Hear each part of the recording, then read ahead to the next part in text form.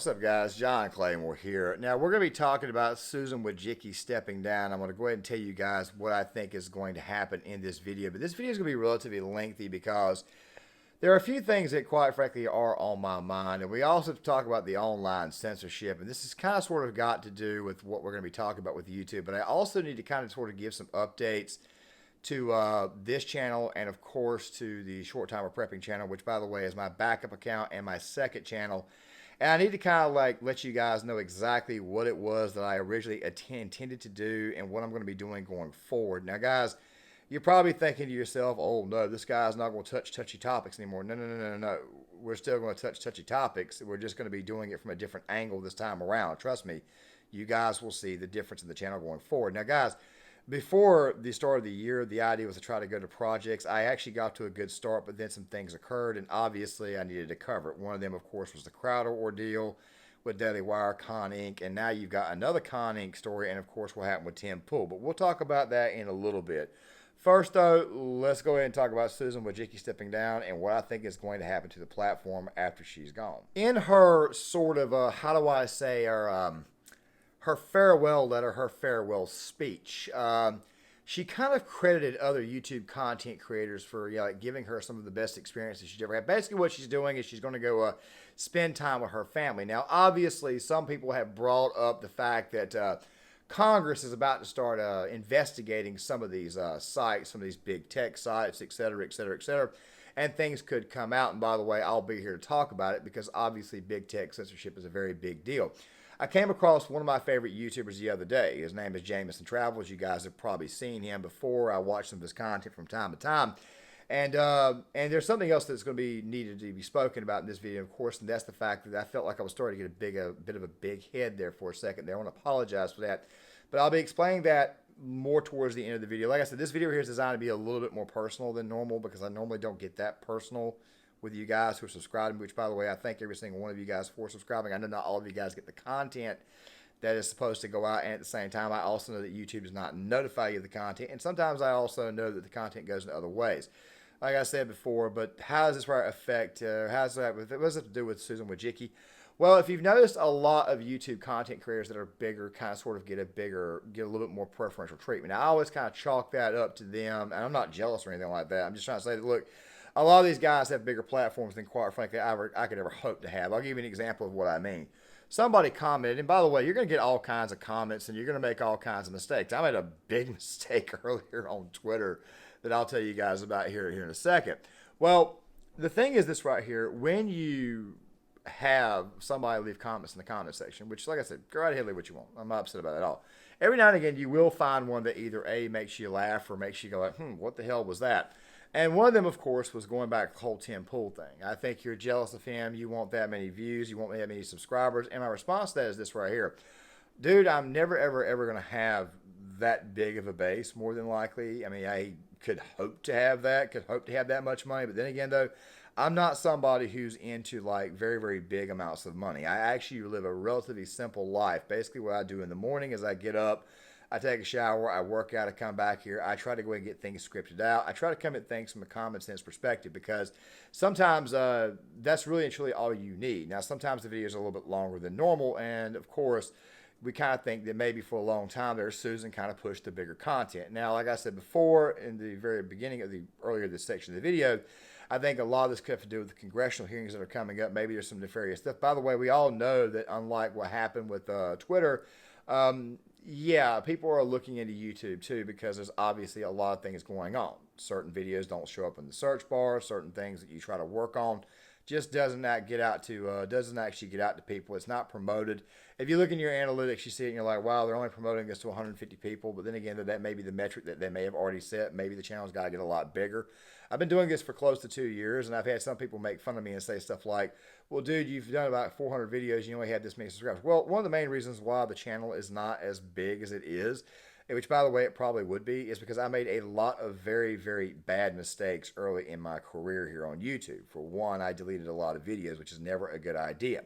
I re-uploaded videos, and then I had a period where I was basically off of YouTube for about 2 months, and that right there kills your content too.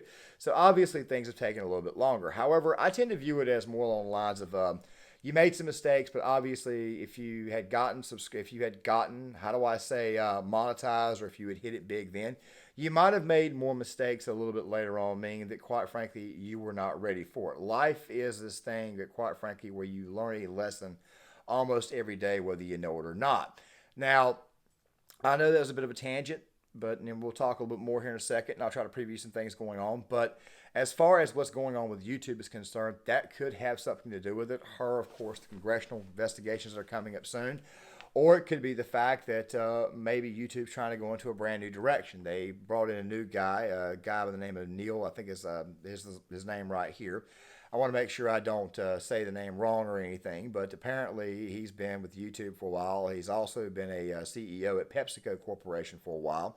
And many people are out there thinking that maybe YouTube might become a little bit more strict as far as monetizing content creators.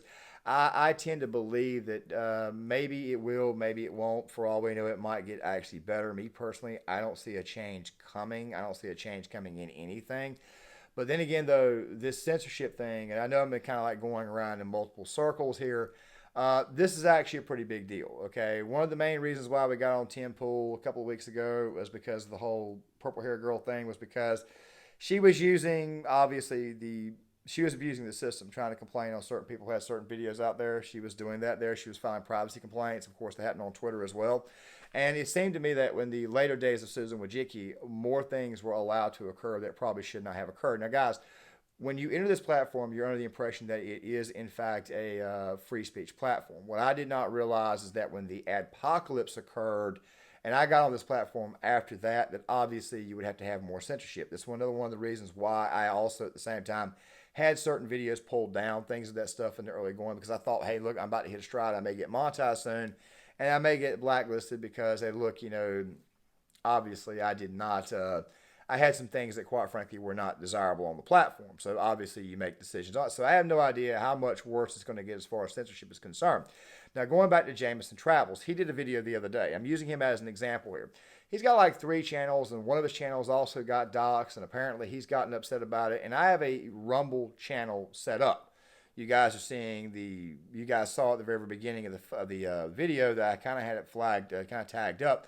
I also advise you guys to follow me on Facebook as well, because that's where I post a lot of my content. I haven't posted as much, but I'm definitely going to be a lot more committed to posting more videos to that site here in the near future. Facebook, by the way, has got its own very, very weird algorithm. Sometimes they'll promote your content and sometimes they will not. Obviously, you probably think to yourself, okay, YouTube has got to be a pain for some people, where in some cases it's not a pain. The reason why, like I said before, my channel didn't take off the way it should have is not because I think that anybody just said screw him. I think a lot of it had to do with the algorithm. You see, when you're deleting videos and stuff, guess what happens? It also throws off your own personal algorithm. It throws off your own timing. You see, YouTube oftentimes operates off a set algorithm, which also will actually tap into what time you release videos.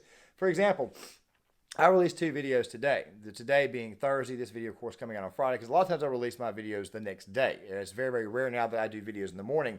And what I'm tempted to start doing is doing the videos during the day, making them, editing and everything, and then posting them at night. I noticed that the vast majority of my audience is not actually around to watch the content until the nighttime. Now, the weird thing about that is this here. The analytics tell me that the least amount of my viewers show up to watch my content at night. But it's very funny because I see all my viewership go up at night.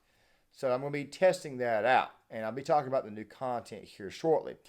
But I wanted to go ahead and kind of talk about this because obviously censorship can be a bit of a nightmare. We don't like the idea of being censored because if you are censored, then obviously you can't get certain pieces of information out. Now, guys, that really was one mistake I made, but let me go ahead and tell you something right quick. Mistakes are going to be made in life, okay? I am a man now that is approaching his late 30s. I still classify the mid-30s because I'm more technical in age. Yeah, go ahead and call me a baby. It's okay. You're going to make mistakes in life, okay? You're going to do some very, very dumb things, but obviously you need to learn from it. Let me give you an example of what I mean. You guys, and I'm not going to go full political or anything like this. Let me give you a quick example, okay? Twitter. Twitter is not a space that is what we call real life. However, you can do something dumb there that will, in fact, make you feel bad about it later on. And obviously, you've got the whole Trump-DeSantis back and forth. You even had the same thing with the Bernie and the Democratic Party, of course, going political.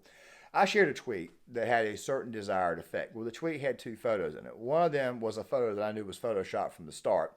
I did that just to kind of screw with certain people to see exactly what would happen. However, they completely missed the tagline that was beside it, which, by the way, was the original point. That was a miscalculation on my part. Got shared across Twitter. I eventually deleted it, and I normally never delete tweets, okay? Call me a coward. It's okay. I always say never, never, never bow to the mob. The reason why I did it is because I obviously saw that these people did not get the point. They had completely gapped off the whole point of it, and then I realized that, okay, maybe next time something like that occurs, maybe you should not do that. If you want to call me a coward or you want to call me low or whatever for deleting it, that's fine with me. Obviously, I made a mistake. I'm here to own it now.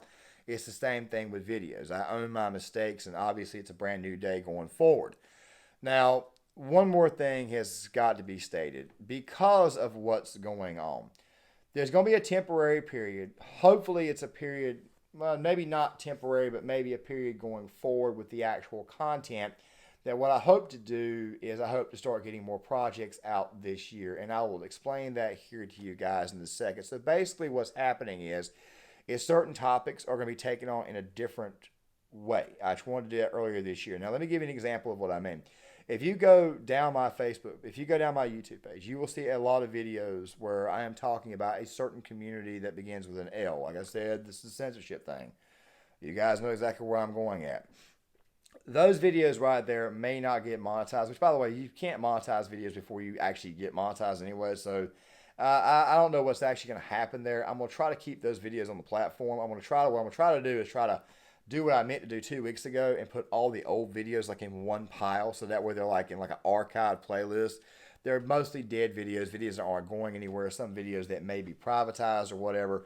I'm going to be putting it there. Same thing with short-timer prepping, and I got to give you guys some updates on what's going on with short-timer prepping here shortly too, but I think I'll make a separate video for that. But the thing that you have to understand is this right here. The reason why I'm doing that is mostly so that way it's like, look, it's a brand new day. I'm not going to delete those videos, because if I delete those videos, obviously it's going to kill my channel. And next thing you know, you're posting 500 more videos just to get 100 watch hours, 100 subscribers. That's how bad the algorithm beats you up. That's just the way it is. Now, guys, like I said before, I've got nobody to blame for this but myself. I don't blame anybody else but me. Obviously, I mentioned my little Twitter error, which, by the way, Twitter is a site mostly meant for shit posting, and that's quite frankly what it should be for. I don't even post my videos to Twitter for that very reason, because I prefer to be more of a troll than anything else. So videos that involve certain types of communities, just know that I am making those videos, but I'm not making them for YouTube. I'm not making those videos for the YouTube gods. I'm making those videos now and putting them on Rumble. I do at some point in time intend on creating a much, much larger operation. For example, I have this channel here, John Claymore, which, by the way, is a pseudonym. It's not my real name. And of course, I have a channel called Short Timer Prepping, which, by the way, was originally called Short Timer Prepping, and then I changed it to Gear Issue 33. I've still got the old banners and stuff, and then, of course, I changed it back to Short Timer Prepping. The reason why was because I wanted it to be mostly a prepping channel. However, the problem is that channel, I didn't realize exactly how bad the algorithm was going to beat me up. For example, I had a project that got me, I think, right around 200 hours, watch hours, called Can They Actually Take Our Guns? That right there is a project that I wanted to remake in actual project form, rather than sitting in front of a phone and talking about it and going off talking points and trying to make an actual point. I wanted to remake that project and actually turn it into an actual like hour or two long project. The one that I did on the Second Amendment, looking back on, I think that video could have been a little bit better. If you haven't seen it, go ahead and check it out. Please critique it. Like I said before, I think I could have done a lot better. Stuff like that are projects. For example, I had another project that was set to go. I've got a list right here. Matter of fact, you guys can kind of see the list. It was actually a massively large notebook full of stuff that I wanted to touch. And some of it, of course, even involved film and movies, because I wanted to kind of use film and movies to kind of sort of, how do I say, how do I do this? To kind of sort of help convey the message across. Now, of all these projects, the one that I've been working on the most, or the two I've been working on the most, were the left and unattractiveness and the left and mental illness. However, two separate projects have popped up, and of course, I'm going to give you guys a bit of an idea of what I mean by these projects in the future. The other day, I caught wind of a clip from a child show, for example. That was an extremely disturbing clip. Now, you may have actually seen the film. I'm not going to mention it to you, but I watched it and I was like, you know what, man, for something like that, that was pretty freaking disturbing. But I think there's some actual context here that needs to be actually provided. Of course, we're talking about the Mark Twain's kids special, and we're talking about the angel called Satan and that little scene. If you ever actually saw that, I was watching it and I watched it over and over again. I was kind of like, wow, this right here really and truly is kind of sort of. But then I realized there was a certain context in there that was being missed that you could actually move to real life, because it was actually very important if you actually look at it. Basically being the fact that humans, we have this tendency to fight and squabble over little shit. And sometimes that little stuff can bring very, very bad things. As a matter of fact, a lot of the stuff going on in this country right now was mostly arguments over little things. It just happened to be that one side was not strong enough to stand up to the other, and now we're paying for that today. The truth be told is we should have two sides that actually work very, very well together. We should have a multitude of opinions and a multitude of ideas. I also think that I may have failed you guys on that. Maybe I did not provide enough ideas, and that's kind of sort of how I want to do this platform going forward, have it be a lot more about ideas. Look at the actual problem, see if we can actually diagnose it, and of course, maybe come up with some actual solutions. Something else too in the future, and one of the projects I want to do is why debate is dead. One of the main reasons why I don't do debates, but I may analyze one from time to time, like I did in the case of Styx and like I did in the case of the WRT BRT video, which, by the way, if you say the actual words, then you'll get one of those nice little indications on your channel saying that this right here could be misinformation, which, by the way, it's not. I looked at the Destiny Andrew Big Papa Fascist debate. I looked at that debate, and I just gave you some context on where it was I thought one party was wrong and how one other person should probably have approached it, because it was a very, very common sense thing we were talking about. We're talking about family planning is basically what it was. The thing about that particular instance is that in debates, I found out that most debates nowadays, especially with the online left and even with some of the online right, nothing ever gets done. People just yell over one another. People just scream and holler at one another. They just kind of just yell, scream, holler, they just throw dirt at one another, and points get lost. I mean, one thing I've noticed is that somebody will constantly interrupt somebody and never allow them to speak. Not really much moderation here. I recall one debate, man, it was between Razor Fist and Kyle Kalinske. And Kyle Kalinske, for the life of him, just would not shut the hell up. He just kept going on and on and on and on and on. And we would find out later on, months later, that everything that Razor Fist was able to say ended up coming true and ended up being correct. We also found this one little nugget in that debate that I thought was absolutely hilarious, that Kyle brought up about free healthcare, and he reported that a little girl, he had said that a little girl had died, but then the same little girl 4 weeks prior on Secular Talk, come to find out that she lived. Exact same situation. Funny. Exactly how, and this is what you have to deal with. Bad actors, all kinds of stuff like that there. I think it's Styx Hexenhammer. He was supposed to debate, I think it was Destiny at one point in time, and some very, very nefarious crap happened there as well. You see, the site belongs for the most part to the left, meaning that the left, they kind of sort of have the domain over this. So conservatives or conservative voices are going to have to find brand new ways to kind of move around this, especially going here in the future. All right, we're going to have to actually do that. We're going to have to find other ways, especially considering the fact that you've got Con Inc. You've got the much more controlled opposition channels. You've got that type of stuff there, like the Daily Wire, the things that Crowder was bringing, which, by the way, Crowder himself was controlled oppo to a certain degree. Mark Dice mentioned that. Mark Dice even brought some receipts on that. Well, so you've got to kind of find other ways around it. As a matter of fact, I don't even know how the hell Mark Dice has even survived. But if you recall correctly, Alex Jones, they got him for over a tweet, over Oliver Darcy's what they got him over. Something that wasn't even related to YouTube, or something that wasn't even related to Twitter, and he got some suspended right then. That's just exactly how bad this is. However, the thing that you have to understand is, like I said, anytime they put down a new rule or something on you, you got to find ways to move around. So that right there is the way I want you guys to think about it. What John Claymore, or what Paul Lofton, me, what I am doing is I'm trying to find ways to move around. Let me give you an example of some of the projects. Like I said, explaining why the left and mental illness is synonymous. That's probably going to be a 2-part series. I'm going to talk about the lies of Roland Martin in a project. There's another one. One that's expected to come up here is a project that, quite frankly, I did not want to touch because I wanted to wait for more facts to come out, is this issue between Brett Favre and the state of Mississippi. I want to turn that there into a great big giant project, and how it is now he is suing Pat McAfee and Shannon Sharp. What else? I wanted to do a project at one point in time on the incel problem. The politics of statues is another one. I wanted to do the Great Replacement Theory, at least 2 more parts. We spoke about why it's really BRT. I wanted to do another redo on the Second Amendment. I wanted to do a thing on woke parents versus woke kids, or woke parents versus conservative kids, that type of thing there. I wanted to bring up the topic of who does the most amount of child molestation, why the left hates men, why the left hates guns, stuff like that there. I wanted to do more social projects on that. Another one, of course, is the IAT test. The one where they try to say that you're racially biased because of your you look at, basically what it is that you look at a thing, and of course something I had to do in college, and I was under the impression that a person's facial expression is a greater indication of whether somebody has bias against it or not that's to do with race itself.